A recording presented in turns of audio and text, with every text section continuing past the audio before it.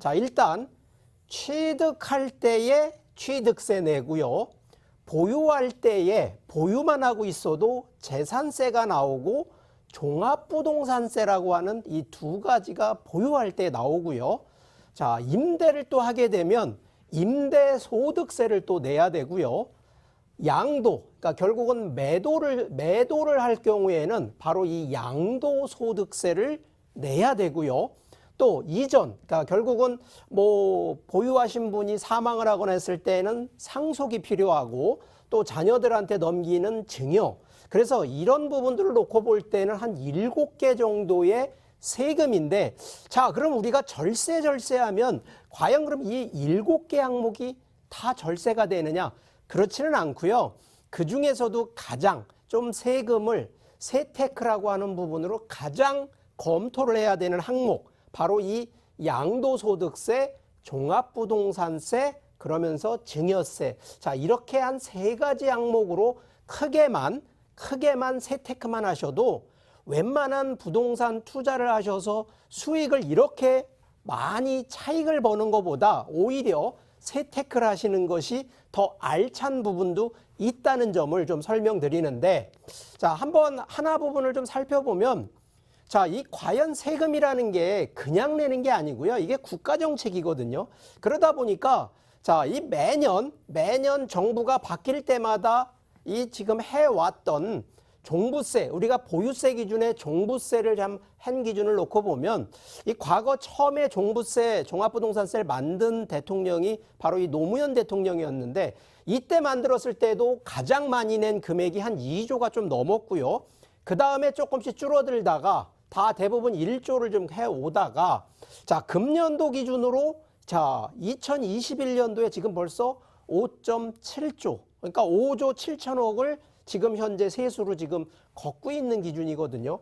자, 이 얘기, 자, 그러면 내년 3월 달에 이제 대통령이 또 바뀌지 않습니까? 그래서 지금 뭐 아직은 누가 대통령이 된다라는 얘기는 어느 누구도 가늠할 수는 없지만, 2개 당이 지금 각각 뭐 추진하고 있는 정책을 보면 뭐 기본적으로 공급 정책 말고 세금에 대한 얘기를 드리면, 일단은 뭐 더불어민주당은 국토 보유세를 도입을 하겠다.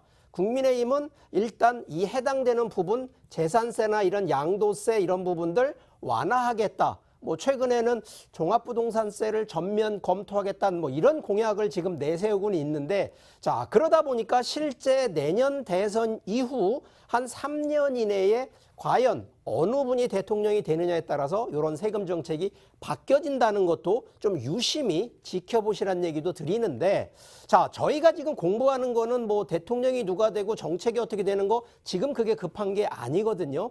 실제 우리가 양도소득세 같은 경우에 뭐 금년도 문제가 아닙니다. 지금 현재 한 3개년 동안에 상당히 지금 이 세금 전략, 특히나 정책이 너무 많이 바뀌어서 심지어 이쪽에 전문가인 세무사분들도 잘 모르는 영역이 너무 많거든요. 혼란스럽다는 얘기죠.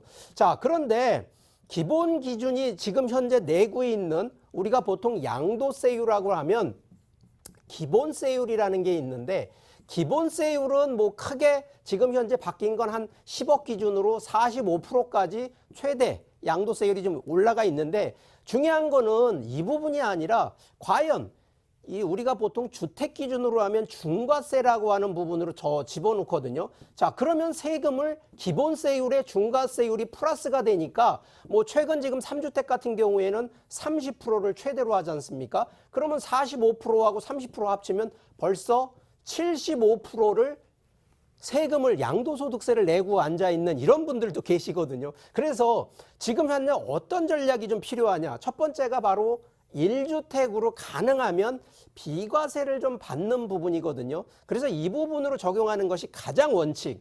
두 번째는 혹시라도 1세대 2주택이라 하더라도 일시적으로만 딱 적용되면 이것도 1주택으로 비과세가 받으니까 혹시라도 내 집 마련하시는 분들 중에도 올해 1주택을 갖고 있다가 어떤 경우에 한 주택을 더 추가로 취득했을 때 2년 이내에 전주택을 팔게 되면 이런 것도 비과세 받는다는 점 상식적으로 아시고요.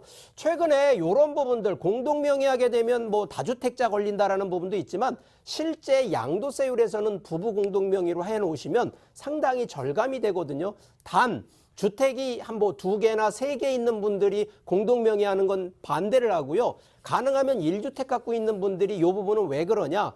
이따가 종부세도 얘기 드리겠습니다만 양도세나 종부세는요. 바로 인별로 세금이 들어가기 때문에 세대별로 가는 게 아닙니다. 그래서 구분을 하게 되면 상당히 감면을 그러니까 세율이 좀 절감을 받는다는 얘기고, 혹시라도 좀 통건물 기준 상가주택 보유하실 때에는 혹시라도 주택을 보유하신 것보다는 건생 쪽으로 가시는 것이 좀 더 유리하다는 얘기 좀 드리는 거고, 이 보유하실 때 이게 항상 그렇습니다만 들어가는 비용이 꼭 발생하거든요.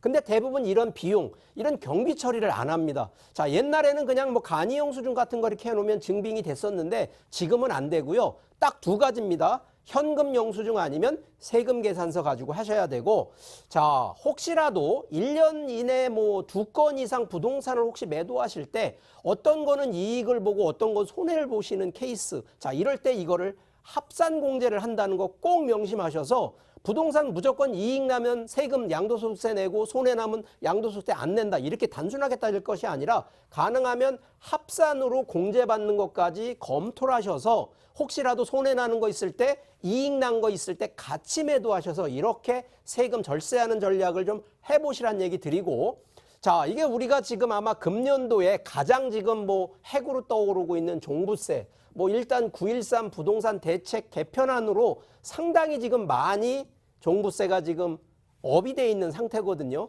그러다 보니까 실제 그러면 종부세라는 부분은 아시겠지만 이 기준이 있어요. 무조건 뭐 보유했다고 해서 종부세를 하는 것이 아니라, 주택 같은 경우, 자, 금년도에 지금 요 바뀐 게 하나가 1주택자는 이제 11억 원, 11억 원 미만은 종부세 안 되는데 11억 원 이하. 근데 2주택부터는 6억 원이거든요. 이게 공시지가 기준으로 6억 원 이상이면 이 종부세 대상이 되고, 토지 같은 경우에는 5억 원이고요. 자, 이 별도 합산 토지라는 건 일반 건축물이라고 생각하시는데 이런 거를 보통 이제 상업용 건축물이라고 하거든요. 자, 이거는 벌써 80억 원입니다. 자, 그러면 이런 부분으로 놓고 본다 그러면 가능하면 내가 갖고 있는 부동산 재산을 이 금액 밑으로 맞추면 종부세 안 내도 되는데 이게 쉽진 않거든요. 그래서 경우에 따라서는 주택을 많이 갖고 있는 분들이 오히려 종부세 대상이 되는 분들이 있고, 경우에 따라서는 상업용을 또 많이 갖고 있어서 종부세를 피해 가시는 분도 있기 때문에, 자, 이런 분들은 왜 얘기를 주택, 토지, 상업용 얘기를 하냐면 결국 포트폴리오로 분산 투자를 하시라는 얘기를 좀 드리면서, 자, 1주택다, 아까 그 양도소득세도 똑같이 얘기 드렸지만 부부 공동 명의를 좀 해 놓으시면, 자, 인당 예를 들어 14억짜리 뭐 공시지가 기준이라 그러면 분명히 1주택 기준으로도 종부세가 나오는데, 자, 이런 기준으로 1인당 인당 6억씩의 공제받으니까 일단은 12억이 빠지니까 충분히 1억 기준으로 나가면 상당히 절감을 한다라는 개념이 나오고 실제 절세를 할 수 있다는 전략이 나오는 거고요.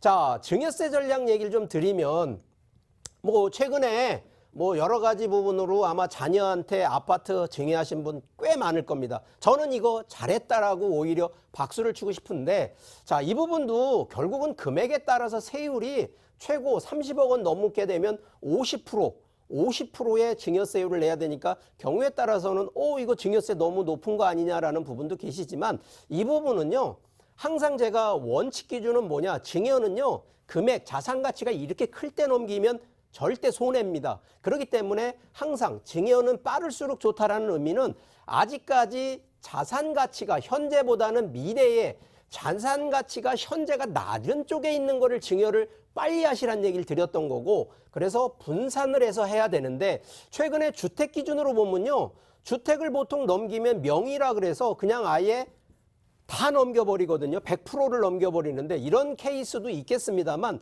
뭐 저희가 이제 보통 전략을 드리면 보통 자녀분한테 지분 증여를 할 때 20% 미만을 하라는 얘기는 혹시 주택 기준으로 하면 20% 미만은요. 주택수에도 안 들어갑니다. 그래서 대부분 자녀분들한테 증여할 때 아예 명의로 100% 넣지 마시고요. 오히려 공동으로 하시되 20% 미만으로 해서 충분히 미래를 보고 증여하는 전략, 그리고 부담보 증여, 그리고 규모가 클수록 뭐 지금은 이제 규모가 작으신 분들은 이게 의미가 없는데 상법상 회사를 통해서 이 주식으로 증여하는 전략들도 한다 그러면 충분히 되는데, 자, 하나 조심해야 되는 게 이 증여라는 게요.